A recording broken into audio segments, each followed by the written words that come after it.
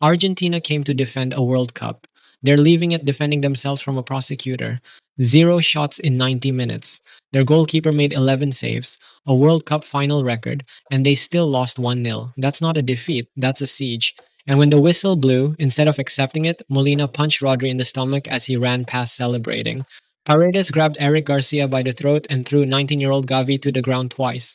The assistant coach, a former Argentina captain, punched Dani Olmo in the face. When Olmo rejected his apology, he called Ayala a liar. Then the whole squad turned their backs during Spain's trophy lift.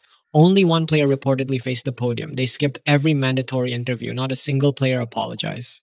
Paredes broke his silence on Instagram, called it the best Argentine national team in history. Zero mention of the throat grab. And now Enzo Fernandez is the third Argentine ever sent off in a World Cup final. They've tied Brazil's all-time record for red cards in World Cup history. 11. The dossier FIFA is building includes assault charges, a political banner they were already fined for 12 years ago, and federation-level violations under 4 articles. This is the full breakdown of who's charged, what they face, and how 6 of them could be banned until the next World Cup. FIFA did not open an investigation, FIFA opened a prosecution. On July 29th, the Disciplinary Committee formally charged 3 individuals with assault under Article 14 of the FIFA Disciplinary Code. Leandro Paredes faces 3 counts. 3 counts of assault. Not a bar fight, not a street brawl, a World Cup final with 80,000 witnesses and Messi sobbing 30 yards away. That is not a disciplinary case, that is a criminal docket wearing a FIFA badge. Nahuel Molina faces 2 counts of assault, 1 completed, 1 attempted, plus 1 count of unsporting behavior. Roberto Ayala faces 1 count of assault, the first time a coaching staff member has been formally charged with assaulting an opposition player at a World Cup final. Thiago Almada caught an unsporting behavior charge for his role in the melee. 4 individuals formally named, 4 dossiers opened, 4 men who walked onto the pitch at MetLife Stadium as World Cup finalists and walked off as defendants in FIFA's disciplinary system. The brawl did not erupt from nowhere, and if you want to understand everything that followed, you need to understand the flashpoint, and that flashpoint has a name. Nahuel Molina came on as a substitute in the 58th minute. He barely touched the ball.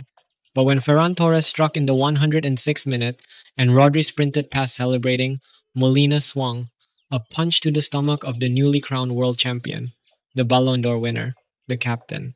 Rodri stopped.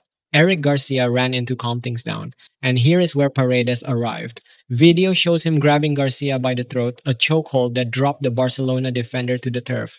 Then Paredes turned on Gavi, 19 years old, thrown to the ground by a 32-year-old, on camera, in front of every kid who stayed up late to watch their heroes. Almada was alongside him, wrestling Gavi as he tried to help his teammate. Coaching staff poured onto the pitch. Scaloni was seen sprinting around the field, desperately trying to pull his own players apart. The final whistle had blown minutes earlier. The match was over. What the world was watching was not football. Argentina did not attempt to play football. They attempted to stop Spain from playing football. 0 shots in 90 minutes. Their goalkeeper set a World Cup final record with 11 saves, and they still lost. When it ended, they chose violence over grace. The punch that crossed every line did not come from a player. Roberto Ayala, former Argentina captain, current assistant coach, grabbed Dani Olmo's shirt and struck him in the face. Video exists. The footage is unambiguous. When Ayala went on Valencia Capital Radio to apologize, he claimed it was a reaction to something Olmo said. He called it more of a push than a punch. Olmo responded through the Catalan newspaper Diari de Terrassa. His exact words: someone who says they're sorry but justifies a punch by saying it was a response to a comment is surely not sorry because he is lying. I didn't say anything to him. The victim called the attacker a liar. In public. On the record. Argentina's apology tour captured in one exchange. 1 count of assault against a coaching staff member, an official who is supposed to model professional behavior, who is supposed to protect the integrity of the game, who is supposed to be the adult in the room. Instead, he threw a punch at a 28-year-old midfielder on the biggest stage in world football. During the brawl, millions of viewers saw FIFA's official match tracker display a red card for Paredes. Then it vanished, deleted from the system. FIFA clarified through BBC Sport that it was a commentator information system error. No disciplinary action was taken at the time. Referee Slavko Vincic, a man who has officiated at the highest level, either missed or chose not to punish a throat grab on live television. No punishment at the time. The card appeared. The card disappeared. You saw it happen in real time. Enzo Fernandez received his first yellow for dissent. 11 minutes later, he lunged into Pau Cubarsi with a dangerous tackle in the 93rd minute. Second yellow, red card, brainless. Argentina played extra time a man down because one player could not keep his discipline for 11 minutes. Any refs watching, is that a red or not?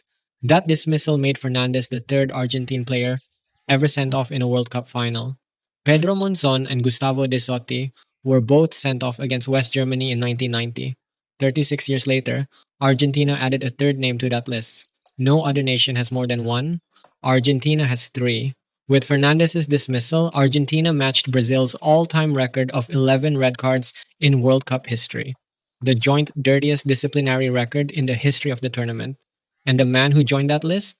The same player at the center of a racism scandal 2 years earlier, when he posted a video of the Argentina squad singing a racist chant about French players of African heritage. The French Football Federation filed a formal legal complaint. Chelsea opened internal disciplinary proceedings. That is the pattern. After receiving their silver medals from Gianni Infantino and Donald Trump, the Argentina squad walked to the stands. They turned their backs on Spain's trophy ceremony. 80,000 people in MetLife Stadium watched the defending champions refuse to face the podium as the new champions lifted the trophy.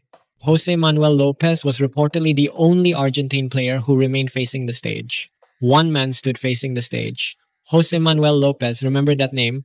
When losing with dignity looks like anything, it looks like him. Spain had formed a guard of honor as Argentina collected their medals. They applauded them. Argentina did not return the gesture. When the roles reversed, Argentina turned around and walked away. The contrast captured in a single frame, one team showing grace, the other showing contempt. Every Argentina player skipped the mandatory mixed zone after the final. FIFA rules require teams to make players available for media. Not one Argentine player spoke. Only Scaloni addressed the press. Through floods of tears, he insisted his players had shown that they know how to lose. He admitted Spain were better. He said it hurts his soul. He said it would be hard to recreate this team. The claim about knowing how to lose came on a night that featured a red card for reckless petulance, a brawl involving players and coaching staff, a coach punching a player, and a snubbed trophy ceremony. Argentina was fined 300,000 Swiss francs at the 2014 World Cup for breaking media obligations 4 times. They paid it, and 12 years later, they did it again. I'll admit, when I saw Paredes' Instagram posts, part of me wanted to believe they'd address it, that maybe the pride was just a coping mechanism. Then I read it again. Zero mention of the throat grab. Zero mention of Garcia. Zero mention of Gavi. Just the best Argentine national team in history. If you're still backing Argentina after this, explain it. I want to understand. After Argentina beat England 2-1 in the semifinal, Giovanni Lo Celso took a banner from fans in the stands. He held it aloft with Lisandro Martinez, Christian Romero, and Nicolas Otamendi.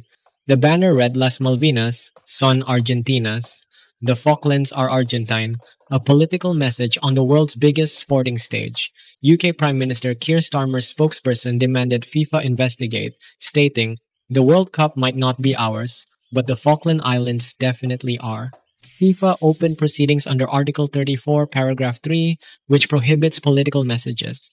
In 2014, Argentina was fined 30,000 Swiss francs for displaying the exact same message before a World Cup warm-up match against Slovenia. They paid the fine. And 12 years later, on the biggest stage on the planet, they did it again. Picture the dressing room in Qatar, December 2022. Argentina had just won the World Cup. Martinez led the chant. A minute silence for Mbappe, who is dead. The room erupted. Days later, the Buenos Aires victory parade. Martinez held a baby doll with Mbappe's face taped to it. The trophy gesture, the mockery. After the 2022 World Cup final, Argentina was fined £18,000 for offensive behavior. No individual player was sanctioned. The fine amounted to pocket change for a world champion. But the footage told a different story. Martinez, with a lewd gesture at